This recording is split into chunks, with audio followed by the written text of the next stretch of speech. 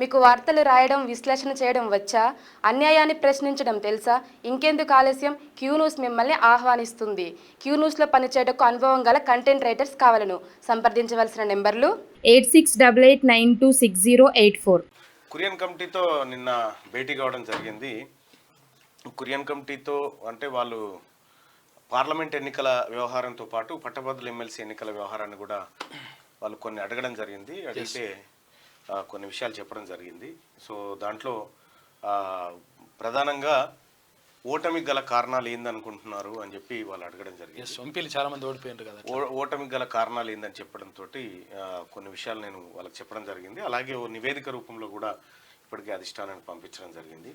So Congress party ఇక్కడ బలపడాలంటే మీరు చేసే సూచనలు ఏంటి అనేటువంటి మాటతో పాటు, సో ఇప్పుడున్న పరిస్థితిలో కాంగ్రెస్ తర్వాత ఉండే పార్టీ ఏది ఉండబోతా ఉంది, దాని శక్తి ఏంది, దాని బలం ఏంది, బలహీనతలు ఏంది అనేటువంటి అంశంలో మాట్లాడడం జరిగింది.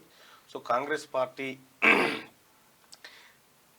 ఇప్పుడు ఎన్నికలు పెడితే మళ్ళీ అధికారంలోకి వస్తుంది అనేటువంటి అంశం కూడా వాళ్ళు అడగడం జరిగింది. సో ఇట్లా రకరకాలైనటువంటి అంశాల మీద ఒక 10-15 నిమిషాల పాటు వాళ్ళు అడగడం జరిగింది. అన్ని వివరాలకు స్పెషల్ ఫోకస్ పెడతారు తెలంగాణ. ఎస్, వాస్తవమే. ఎందుకంటే 14 స్థానాలు పక్క అనుకున్నటువంటి కాంగ్రెస్ పార్టీ 8 స్థానాలకే పరిమితం కావడం, దట్టు ఇటువైపు మాత్రమే, ఇటు నాగర్ కర్నూలు, ఆ తర్వాత నల్గొండ, ఆ తర్వాత భువనగిరి, ఆ తర్వాత ఖమ్మం, ఆ తర్వాత వరంగల్, మహబాద్, ఇవే 6 స్థానాలు. ఇక 2 మాత్రమే, ఒకటి జహీరాబాద్ వచ్చింది, ఆ తర్వాత ఇంకొక స్థానం మన పెద్దపల్లి. కేవలం ఈ 2 మాత్రమే అటువైపు వచ్చినటువంటి స్థానాలు. సో ఇటువైపు ఎందుకు బలంగా ఉంది కాంగ్రెస్ పార్టీ, అటువైపు ఎందుకు వీక్గా ఉంది? సో నిజంగా కాంగ్రెస్ పార్టీని అంటే బరాబర్గా అంటే అన్ని ప్రాంతాలను కలుపుకపోయే నాయకత్వం ఏమన్నా కనిపిస్తుందా, ఏం జరుగుతూ ఉంది అనేటువంటి కొన్ని నిర్ణయాల వల్ల ఇది జరిగింది. సో వాస్తవానికి కూడా కరీంనగర్ టికెట్ మనకి ఇచ్చినంటే మనం గెలిచే 100%. సో అంటే కొన్ని నిర్ణయాలు సరే పార్టీ లైన్ ఎట్లా ఉంది, పార్టీ విధానం ఎట్లుంది అనేది ఆలోచించినప్పటికీ అప్పుడు తీసుకున్నటువంటి నిర్ణయం వాళ్ళు మంచి అవుతుందనే తీసుకొని ఉండొచ్చు. కాకపోతే అది కొద్దిగా బీజేపీకి ఒక స్పేస్ అయితే కొంత జాగ ఇచ్చినట్టుగా అనిపించింది. తద్వారా ప్రమాదం అయితే ఉంది అనేటువంటి విషయాన్ని చెప్పడం జరిగింది. సో ఎట్లా బలపడాలి కాంగ్రెస్ పార్టీ అన్నప్పుడు, సో ఇటీవల ముఖ్యమంత్రి రేవంత్ రెడ్డి గారు ఢిల్లీలో అమిత్ షా గారిని కలిసినటువంటి నేపథ్యంలో మావోయిస్టు ప్రభావిత ప్రాంతాలపైన ఏదో ప్రత్యేక దృష్టి అనేటువంటి అంశాన్ని ప్రస్తావించినట్టుగా తెలుస్తూ ఉంది. సో బీజేపీని వ్యతిరేకించేటువంటి ఐడియాలజీ ఎవరి దగ్గర ఉంది? లెఫ్ట్ పార్టీల దగ్గర మేజర్ ఐడియాలజీ ఉంటుంది. సో ఆ లెఫ్ట్ పార్టీలు ఇవాళ తెలంగాణలో అంత బలంగా లేకపోయినప్పటికీ సరే యూపీలో ఏది ఇండియా కూటమిలో భాగంగా ఉన్నాయి కాబట్టి కొంతవరకు నోరు విప్పగలుగుతాయి. కానీ మెజారిటీ యాంటీ బీజేపీ వర్గాలు అడవులలో ఉన్నాయి. సో కాబట్టి వాళ్ళ ఇప్పుడు ఛత్తీస్గఢ్లో బీజేపీ ప్రభుత్వం వచ్చిన తర్వాత విపరీతమైనటువంటి ఎన్కౌంటర్లు పదుల సంఖ్యలో మనం కూడా చేయడం జరిగింది. అయితే బీజేపీకి సంబంధించి యాంటీ వర్గం అంతా అజ్ఞాతంలో ఉన్నప్పుడు ఈ వర్గాన్ని ఎదుర్కోవడానికి ఇప్పుడు అదే సమాన స్థాయిలో వ్యవస్థ రూపొందించబడాలి అనేటువంటి కొన్ని వివరాలను కూడా వాళ్ళకి వివరించడం జరిగింది. వాళ్ళు దాంతో చాలా సంతృప్తి చెంది సో ఇది నిజం కదా అని చెప్పానంటే, గతంలో కేసీఆర్ అనేటువంటి వ్యక్తి ఉత్తగానే అనలే, బీజేపీ ఇక్కడికి ఎంటర్ కావాలనేటువంటి ప్రతి ప్రయత్నం చేసినప్పుడల్లా మాది నక్సలైట్ సిద్ధాంతం అని చెప్పిండు. మాది నక్సలైట్ సిద్ధాంతం. అది ఎందుకు చెప్పిండు?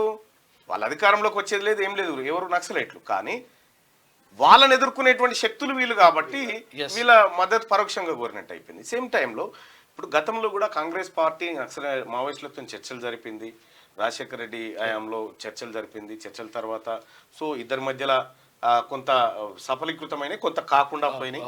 సో మళ్ళీ యథావిధిగా మావోయిస్టులపైన నిషేధం విధిస్తూ నిర్ణయాలు తీసుకోవడం జరిగింది. అయితే ఇప్పుడు దక్షిణ భారతదేశంలో బీజేపీ బలపడుతుందని చెప్పి నిన్న ధర్మేంద్ర ప్రధాన్, ఆ తర్వాత కొంతమంది బీజేపీ నేతలు కూడా మాట్లాడుతూ ఉన్నారు. దాని పర్యవసనం ఏంటంటే ఉత్తర భారతదేశంలో భారతీయ జనతా పార్టీ క్రమంగా ఉనికిని కోల్పోతా ఉంది. ఇక మిగిలింది దక్షిణ భారతదేశమే. దక్షిణ భారతదేశంలో ముఖ్యంగా కర్ణాటక, తెలంగాణ, ఆంధ్రప్రదేశ్, ఆ తర్వాత ఇప్పుడు ఒడిశాలో కూడా మ్యాక్సిమం సీట్లు కొట్టేయగలిగింది. సో ఇట్లా ఈ ప్రాంతంలో ఎక్కువ కేరళలో కూడా ఒక ఎంపీ సీట్ను బీజేపీ గెలుచుకోగలిగింది. సో ఈ ప్రాంతం ఏదైతే ఉందో ఈ ప్రాంతంలో బీజేపీ బలపడాలని బీజేపీ ఆశతోనుంది. అక్కడ కోల్పోయిన దాన్ని ఇక్కడ పట్టుకొనైనా సరే పార్టీని మళ్ళీ డెవలప్ చేయాలి. కానీ ఇక్కడ దక్షిణ భారతదేశం ప్రజలు ఎప్పుడు కూడా బీజేపీకి ఎక్కువ స్కోప్ ఇవ్వలేదు. ప్రధానంగా తమిళనాడు అసలు వేయలేంగా. మొన్న ఇద్దరు మేజర్ క్యాండిడేట్లు పోటీ అటు సిటీ చెన్నై సెంట్రల్ లో పోటీ చేసినటువంటి తమిళసై సౌందరరాజన్, కోయంబత్తూరులో పోటీ చేసినటువంటి అన్నామలై ఇద్దరు ఓడిపోవడం జరిగింది. అయితే తమిళనాడులో అంత స్పేస్ దొరకనటువంటి ధర్మిల ఇక ఆంధ్రప్రదేశ్ లో మొన్న పొత్తులో భాగంగా పోటీ చేసిన స్థానాల్లో గెలవడం జరిగింది. సో ఇట్లా ఆంధ్రప్రదేశ్ లో అనుకోని స్పేస్ దొరికింది. తెలంగాణలో 8 స్థానాలు ఇక్కడ ఇచ్చినట్టయింది. ఈ అన్నిటి నేపథ్యంలో కాంగ్రెస్ అధిష్టానం కొంత ఆందోళనకు గురైన మాట వాస్తవం.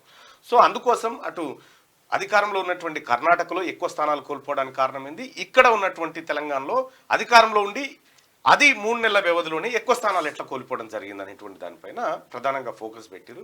దానిపైన చర్చ జరుగుతుంది. అయితే ఈ వ్యవహారం ఇక్కడితో సమసిపోయి అయిపోయేది కాదు. బీజేపీ ఏం చెప్తా ఉంది, మేము అసెంబ్లీ 8 గెలిచినాం, పార్లమెంట్ 8 గెలిచినాం, ఈ 2 కలిపితే 88 అవుతుంది. వచ్చే అసెంబ్లీ ఎన్నికల నాటికి మేము 88 గెలుస్తామంట. ఆ 88ని నివారించేటువంటి ప్రయత్నాల్లో భాగంగానే కాంగ్రెస్ పార్టీ ముందు చూపుతోని ముందడుగు వేస్తూ ఉంది. దానికి మేము సూచనలు చేయడం జరిగింది నిన్న. క్యూ న్యూస్లో పనిచేయటకు సీనియర్ వీడియో ఎడిటర్స్ కావాలను సంప్రదించవలసిన నెంబర్లు 8688926084.